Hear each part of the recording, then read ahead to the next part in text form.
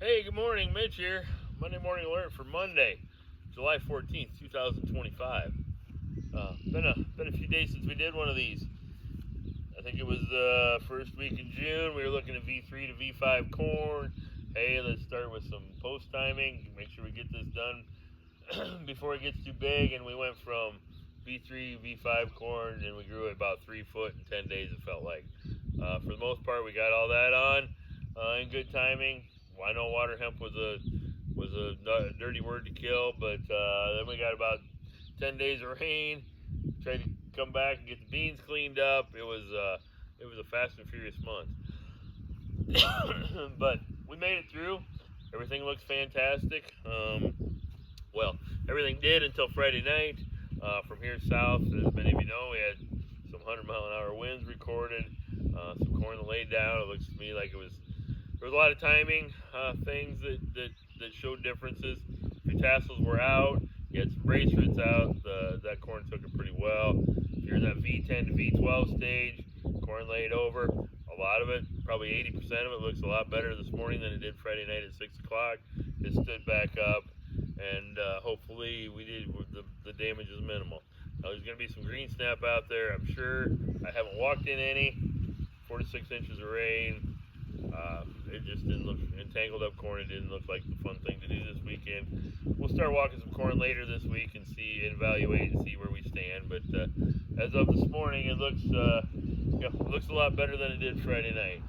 So as we talk about going into the reproductive stages, we got corn tasseling, saying, "Hey, I'm doing something important out here," especially with that storm we had on Friday. The disease triangle is you got your host, you got your vector, and you got your environment. Well, our host got damaged. Some leaves tore up with that wind, maybe some hailstones, laid over, brought back up. So the host definitely got tore up, which creates an easier environment for the vector to get in there. And we've definitely had the vector. We've had diseases of forever. Northern corn leaf blight, gray leaf spot, tar spot, rust. Those are our major ones. There's plenty of it out there, and our environment is the perfect environment for diseases.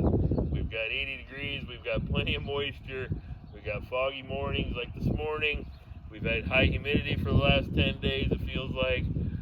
So the environment's definitely there.